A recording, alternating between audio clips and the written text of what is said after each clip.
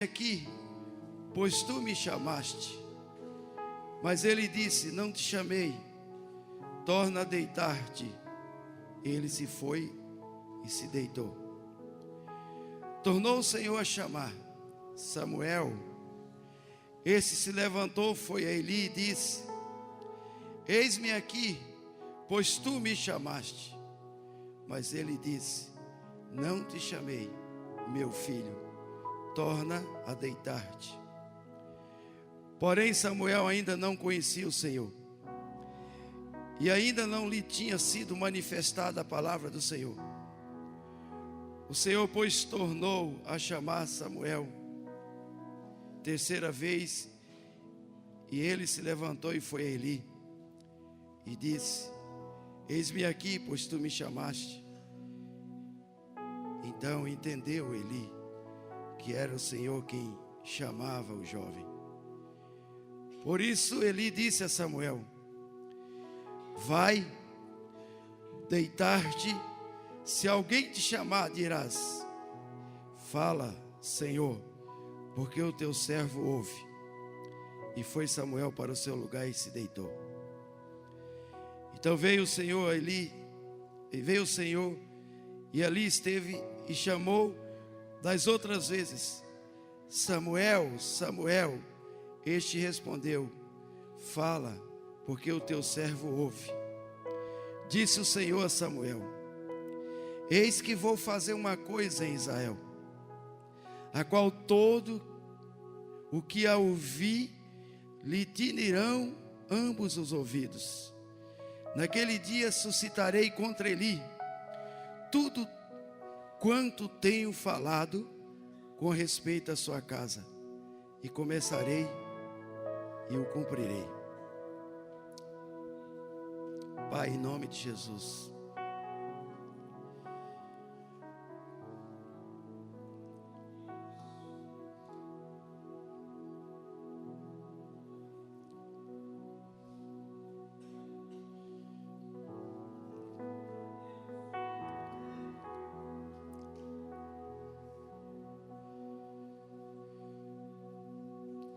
tu sabes, ó Deus,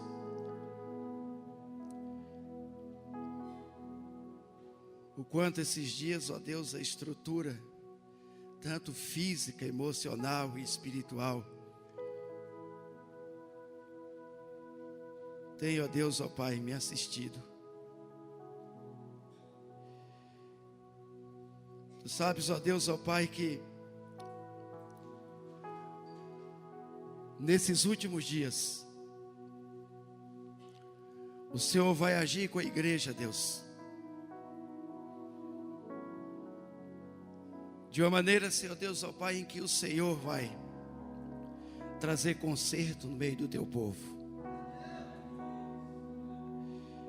conserto na família, conserto, ó Deus, ó Pai, no meio dos jovens, dos homens, das mulheres, das crianças. Meu Deus, o Senhor, ó Deus, nesses últimos dias vai fazer uma grande obra neste lugar.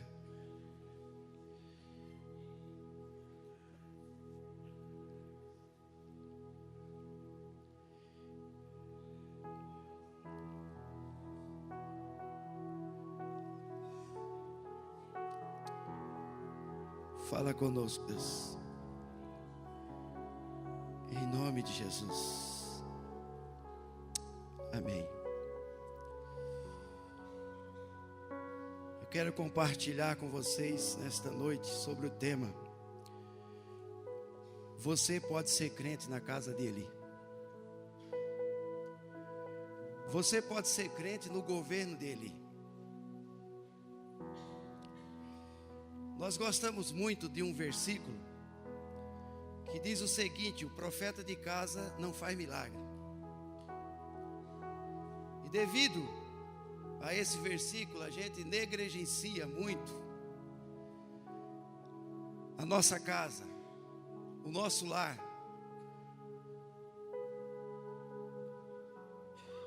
Mas eu quero dizer para vocês, amados, nesta noite, que é possível ser crente onde quer que você esteja. Às vezes a gente ouve das pessoas dizendo assim: um ambiente que eu trabalho, é impossível ser crente. E eu quero dizer para vocês, amados, não é o ambiente que muda você, mas é você que tem que mudar o ambiente. Amém? O ambiente não pode mudar você. Mas às vezes você fala: mas pastor, você não trabalha onde eu trabalho? Gente profana, pessoas endemoniadas, ateus, gente ruim. Não é possível falar de Jesus neste lugar. Não é possível mudar o ambiente deste lugar. Mas eu quero dizer para você que Deus o chamou para você ser luz. Porque Ele diz: vós sois a luz do mundo. Deus o chamou para que você seja sal.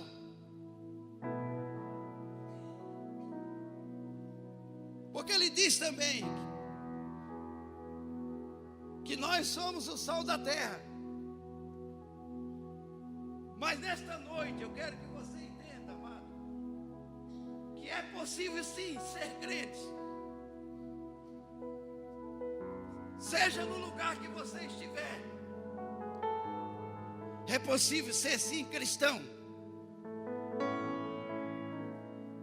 É possível transformar o lugar onde você está. O lugar não pode transformar você, mas você pode transformar o lugar.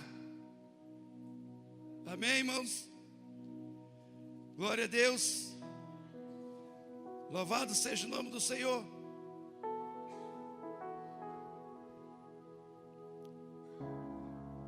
Glória a Deus.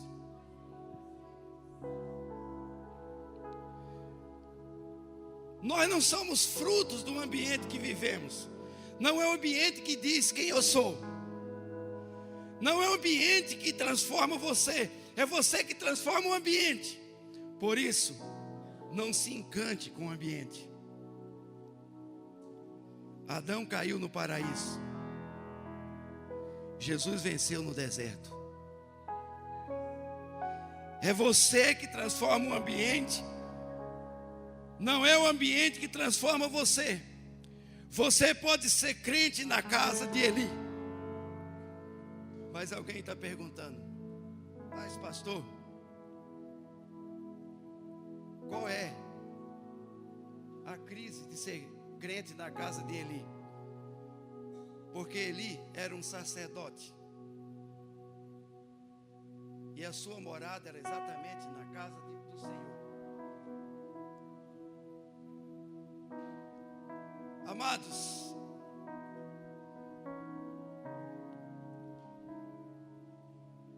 Deus atende os anseios de Ana. Ela desejava ter um filho. E na sua oração, ela disse: Senhor, se o Senhor me der um varão, eu vou consagrar este varão na casa do Senhor para todo sempre. E o Senhor agraciou Ana com um filho. Ela ficou grávida de Eucana. E ela amamentou este filho chamado Samuel. Ela ficou com Samuel até este filho desmamar. E certamente com 2, 3 anos, ela havia feito uma promessa que depois, ou que ao desmamar, ela levaria o seu filho para a casa do Senhor. E quem era o sacerdote era Eli. E amados irmãos, todo mundo já sabia da situação de Israel na época de Eli.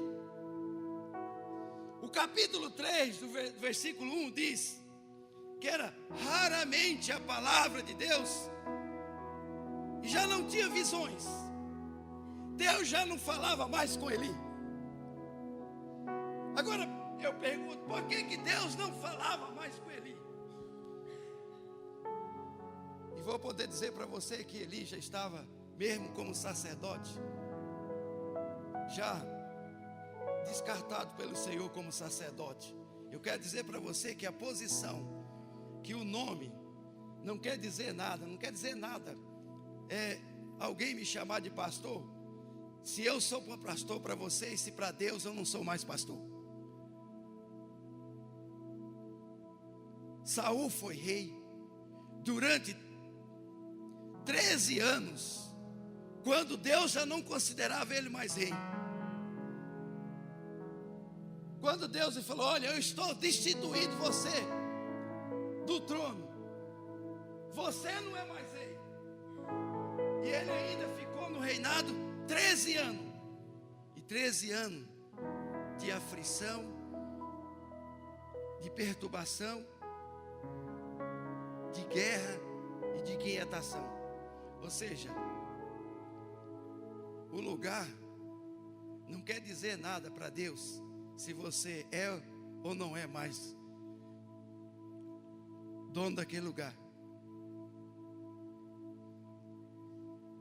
Eu posso estar aqui no altar e posso ser pastor para vocês, mas posso não ser pastor para Deus.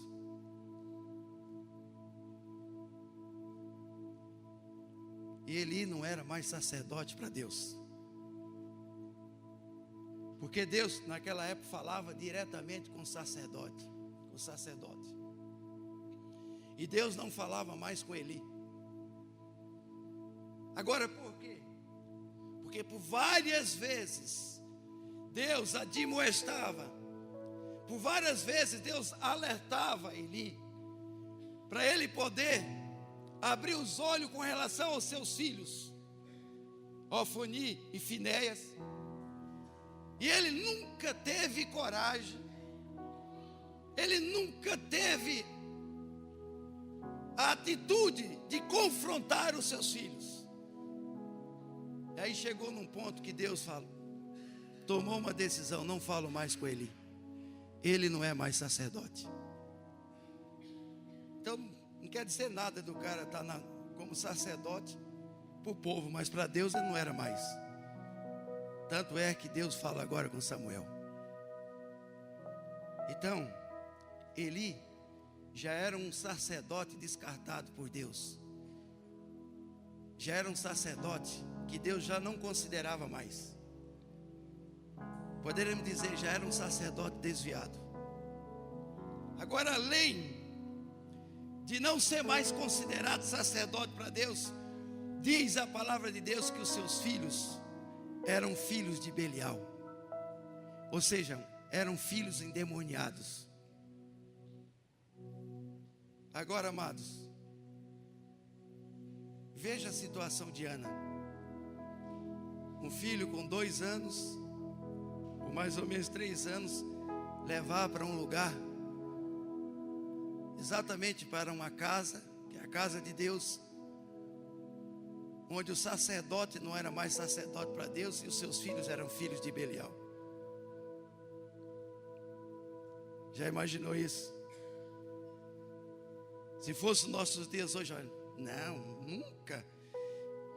Vai desviar meu filho, vai contaminar os meus filhos, vai desviar, vai ensinar coisas erradas para ele. Ele vai ver os exemplos dos seus filhos e ele vai seguir os exemplos dos seus filhos, amados. Mas Ana não pensou isso. Ana não passou nenhuma cogitação na cabeça de Ana sobre isso. Ela acreditava que Samuel poderia ser vaso na casa de Eli, poderia ser crente lá na casa dele.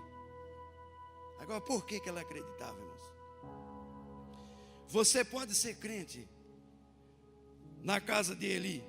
Em primeiro lugar, para você ser crente na casa de Eli, ou para que eu seja crente na casa de Eli, eu preciso ser consagrado e dedicado ao Senhor. Eu preciso ser consagrado de fato e dedicado ao Senhor. Diz a palavra de Deus lá no capítulo 1, que Ana fez essa promessa: Senhor, se o Senhor me abençoar com um filho varão, eu vou consagrar ao Senhor. Está lá nos versículos 10 e 11 do capítulo 1. E aí quando você chega no capítulo 2, no capítulo 1 ainda, nos versículos 21 e 28 a 28, você encontra ali exatamente Ana cumprindo com as suas promessas, consagrando o seu filho na casa do Senhor, dedicando o seu filho à casa do Senhor. Ela foi lá e disse para Eli: olha, você lembra? Eu sou aquela mulher que vinha aqui e orava pedindo filho, e eu orei ao Senhor que se Ele me desse um filho, eu dedicaria a casa, eu consagraria a casa do Senhor. E hoje eu vim aqui para consagrar o meu filho na casa do Senhor para todos sempre. Foi por isso que Ana não tinha medo de entregar o seu filho na casa de um homem desviado e de filhos endemoniados, de ser criado na casa de Eli. Ela sabia que não era dela, era consagrada ao Senhor. Amém? Irmão, nós temos que consagrar, seja filho espiritual, seja filho de sangue, nós temos que consagrar a casa do Senhor. Nós temos que entregar na mão do Senhor. Nós temos que dedicar eles à casa de Deus. A Bíblia diz que Ana leva o menino, ainda pequeno, à casa do Senhor. Por isso agora dedico ao Senhor, diz Ana, no versículo de número 28, por toda a sua vida será dedicada ao Senhor. E diz o texto que ali adorou Ana o Senhor. Eu lembro a história, amado, de um missionário da missão Visão Mundial, chamado Samuel Camaleixo. O testemunho dele, e ele dava testemunho numa ocasião que ele veio aqui em Cuiabá, que a sua mãe, ainda no ventre, consagra e dedica ele ao Senhor. E esse menino nasceu e se tornou um menino insuportável, se tornou um menino distante do Senhor. Foi crescendo, não queria nada com a casa do Senhor. E diz Samuel Camaleixo, diz que ele falava com a mãe, que a mãe falava com ele: Samuel, eu dediquei, eu consagrei você ao Senhor. Você não pode viver com a vida dessa forma. E diz Samuel que ele falava para a mãe dele: mãe, foi a senhora que consagrou, isso aí é um problema da senhora, se vira com Deus, eu só não quero nada com Deus. E diz que ele foi estudar na capital da Índia. E ao chegar na capital da Índia, ele foi fazer faculdade. E diz que de repente ele foi morar numa república. E nessa república ele foi morar com um crente. Ele disse que falou: não é possível, eu já saí de perto da minha mãe, agora chega aqui nessa república e de repente descubro que ele é crente. E aí diz que o crente todo dia orando e ficava ali. Ele foi ficando inquieto, diz assim: olha, não quero morar com crente não, quero sair daqui. Aí diz que ele foi procurar uma outra república. E nessa outra república ele já foi perguntando: você é crente? O cara falou: não, eu não sou crente. Então eu quero morar com você, porque eu não quero morar com crente. E ele disse que foi morar com esse rapaz. não crente, ímpio. E um certo dia esse rapaz foi na rua e lá teve um encontro com Jesus. Quando menos ele espera, o rapaz chega: agora eu sou de Jesus e eu estou morando com você. Brincadeira, eu escolhi você porque você não era de Deus, e agora você vem com essa de Jesus. Já não quero mais morar com você. E disse que saiu para outra república. A primeira coisa que ele perguntava: você é crente? Não, não sou crente. E disse que aí ia morar com o rapaz. E daqui a pouco o rapaz convertia de novo. Eu falei: meu Deus, o que está acontecendo comigo? E ele dizendo: o que está acontecendo comigo? Quanto mais eu fujo, parece que as coisas ficam pior. E disse que chegou um dia em que Samuel, ele estava andando no centro da cidade. Ele estava numa praça e tinha um pregador pregando. Ele ia passando e falando assim: já vem esse tagarela, já vem esse pregador aí. E disse que ele ia passando e disse que o pregador falou assim: ei, você aí. Aí disse que ele parou e olhou: é você mesmo. Não tem como você fugir de Deus. Não tem como você fugir dos braços do Senhor. Você é do Senhor. Você é do Senhor. Você foi consagrado desde o ventre materno ao Senhor. E diz que Samuel estremeceu tudo naquele momento. Ele ficou muito emocionado e ele entregou sua vida para Jesus. Amados, essa é a diferença. Veja bem o que eu vou dizer aqui agora, de Ana e de Raquel. Sabe qual que é a diferença de Ana e de Raquel? Tanto uma como a outra desejava ter um filho. Escuta o que eu vou dizer aqui agora. Só que Ana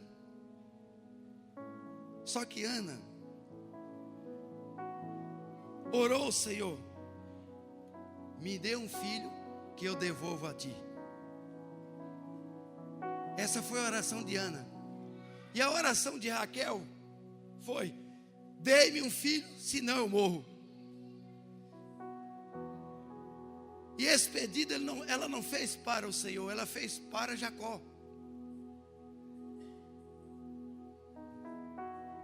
Ana queria um filho para o rei, queria um filho, amados irmãos, para dedicar ao Senhor a obra de Deus. Queria um filho, amados irmãos, para consagrar o Senhor. Mas só que Raquel, amados irmãos, diferente de Ana, queria um filho para competir com a sua irmã. E Deus falou muito forte para mim: não peça nenhum filho, não gere nenhum filho espiritual para competir com a aliança, para competir com a luz para os povos, para competir com a Assembleia de Deus. Peça um filho, gere um filho para o Senhor. Não gere filho para competir, para dizer que a sua igreja tem mais gente. Gere um filho para consagrar ao Senhor. Amém. Glória a Deus. Todo ministério que está querendo filho só para competir com as suas irmãs, igrejas, eles vão morrer. Eles vão morrer. Não vão sobreviver.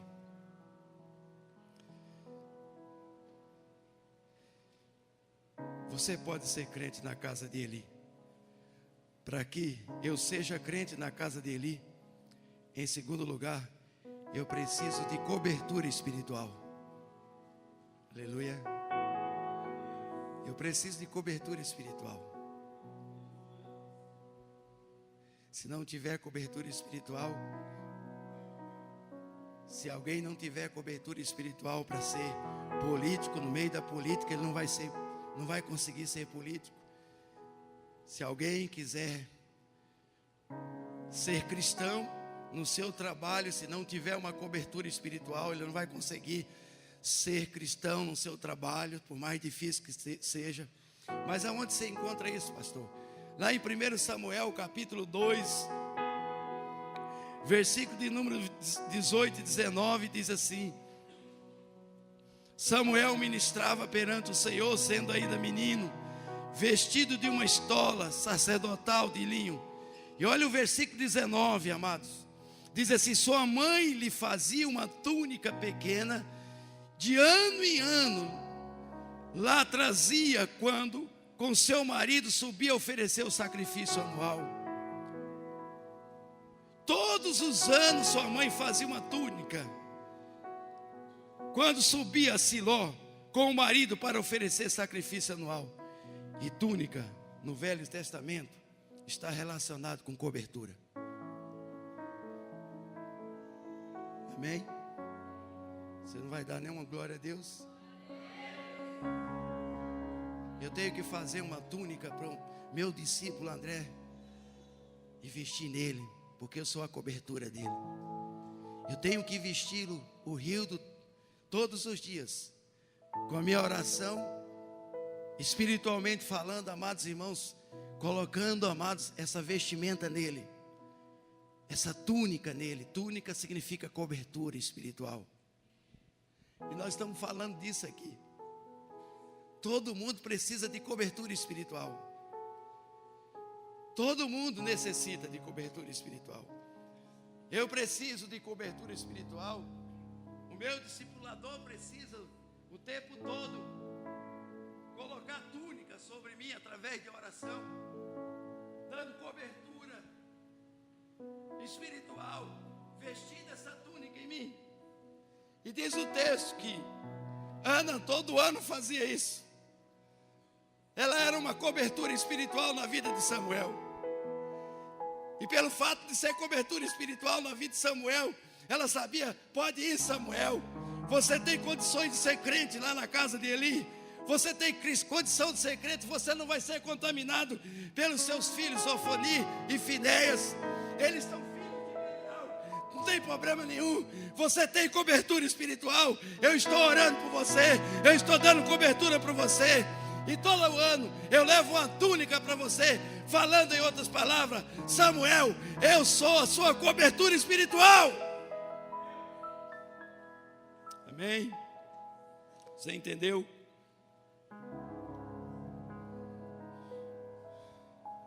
Em terceiro lugar, você precisa ser crente na casa de Eli. Para que eu seja crente na casa de Eli, eu preciso de uma estrutura para trabalhar por mim, e não eu trabalhar por uma estrutura. Amém? Eu preciso de uma estrutura para trabalhar por mim ou para mim.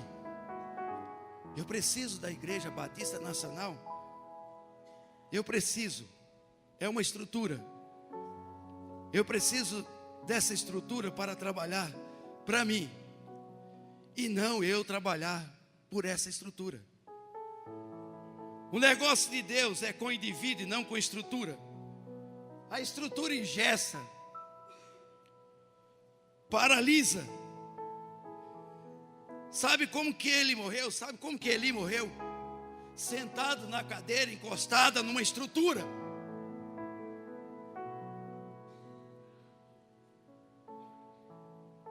Amados, eu observo nessas passagens bíblicas, isso não é porque Eli já estava com uma certa idade avançada, mas quando eu vejo alguém, amado, só sentado numa cadeira, encostado numa estrutura,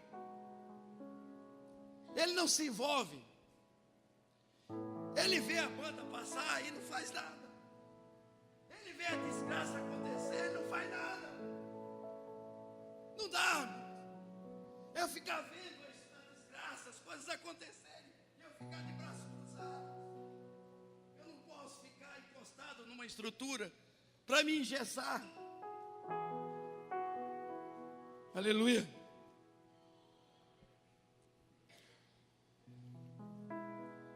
E ele morreu sentado numa cadeira, encostado numa estrutura. Por favor, entenda o que Deus quer falar conosco nesta noite sobre estrutura. Amém? Não adianta você pregar contra a estrutura. Você precisa saber usar a estrutura. E não deixar a estrutura te usar para te escravizar.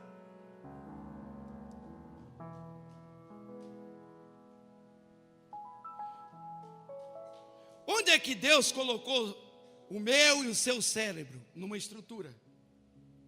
Amém? E dentro de uma estrutura, onde é que Deus colocou o seu coração? Atrás de uma estrutura. E eu quero dizer para vocês nessa noite, a estrutura que trabalha para você, não é a estrutura que trabalha para você, e não você que trabalha para a estrutura. A estrutura trabalha para você e ela não pode engessar. Então livra-se dessa cadeira encostada na estrutura. Vocês estão entendendo o que eu estou falando? Amém? Vocês estão entendendo?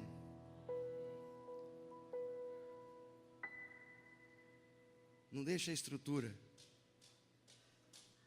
Tem muitas vezes, tem muitos crentes, tem muitos pastores que ele chega a uma situação onde a estrutura que usa ele, ao invés dele usar a estrutura, e ele não consegue mais mexer com ninguém, porque o fulano de tal tem um dízimo alto, porque o cicrano é isso é estrutura.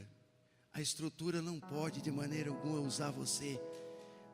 A estrutura existe exatamente para trabalhar por você. Você é um ungido de Deus, você foi chamado por Deus para isso. E isso foi o grande erro de Eli. Sentou numa cadeira encostada na estrutura. Aí você vai observar quando Ana está orando. E aí ele olha assim e vê Ana meio estranha, né? Vê Ana meio estranha assim. Aí ele fica olhando. Mulher, você está embriagada? Eu acho que ele estava sentado na cadeira. Lá está sentado na cadeira, pode ver lá. Capítulo 1, versículo 9. Aí ele está sentado na cadeira.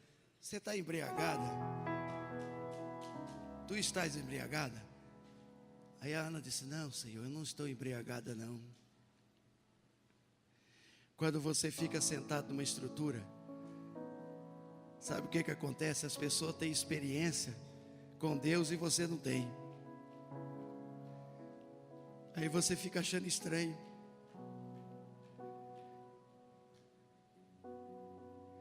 E às vezes a estrutura começa, ela é um instrumento maligno. É um instrumento maligno. Aí você quer explicação, porque você está sentado numa estrutura. E estrutura da ideia de cadeira, sentado na estrutura dessa cadeira, da ideia de comodismo. A estrutura, amados irmãos, ela trabalha para você. Porque quando isso acontece, escuta, ei, o que eu vou falar para você? Até o líder desviado sabe o que Deus quer. Esse líder estava nessa estrutura, sentado nessa cadeira, encostada nessa estrutura. Ficou engessado nessa estrutura. Ele viu seus filhos agindo de uma maneira maligna. A estrutura não deixava ele resolver essa situação. Ele ficou lá. E quando chega no final, quando vê o juízo de Deus para a sua família, ele começa, ele se rende, ele concorda, porque ele não consegue sair dessa estrutura. Ele não consegue quebrar essa estrutura na vida dele. Ele ficou engessado nessa cadeira e vendo a desgraça dos filhos dele. E não conseguia sair. E diz o Senhor, a palavra de Deus, que sentado nessa estrutura, encostado, sentado nessa cadeira, encostado na estrutura, diz que ele ficou lá e os filisteus se levantaram contra Israel. E na primeira batalha morreram 4.000 homens. E aí os israelitas lembraram da arca do Senhor, amados. Não adianta você lembrar da arca do Senhor se você não está com o coração do Senhor. A arca de Deus, a presença de Deus, ela não tem sentido nenhum se você não está com a vida consertada na presença de Deus. E eles foram buscar a arca de Deus para mudar essa situação, como se fosse algo mágico. E trouxeram a arca de Deus, a presença de Deus. Diz a palavra de Deus que os filisteus mataram 30.000 israelitas, tomaram a arca e levaram a arca de Deus. E diz a palavra de Deus que as pessoas foram avisar para Eli. Ele não conseguiu sair dessa cadeira, encostada nessa estrutura. E quando chega até ali, fala assim: ó, os seus 2 filhos morreram. E foi levado a arca de Deus. Diz que a estrutura onde ele estava, com o corpo, com tudo dele, ele caiu para trás e morreu. Eu não quero morrer encostado numa estrutura dessa. Jamais eu vou concordar. Quando eu me deparei com o pastor e falei assim: pastor, o pecado está entrando e filtrando dentro da igreja. E ele disse assim: é normal, pastor. Está acontecendo isso em toda a igreja? Não, para mim nunca vai ser normal. Então Jesus me bota. É normal para quem está sentado numa cadeira, encostado numa estrutura, que não consegue fazer mais nada. É por isso que eu clamo: igreja, vamos orar. Vamos levantar um clamor, vamos buscar a face do nosso Deus, vamos fazer alguma coisa. Não quero morrer sentado numa cadeira dessa, encostado numa estrutura que eu não consigo fazer nada. E eu vi, nos meus ouvidos, foi tomada a arca de Deus. Traz, Deus, a arca do Senhor para este lugar. Vamos ficar em pé.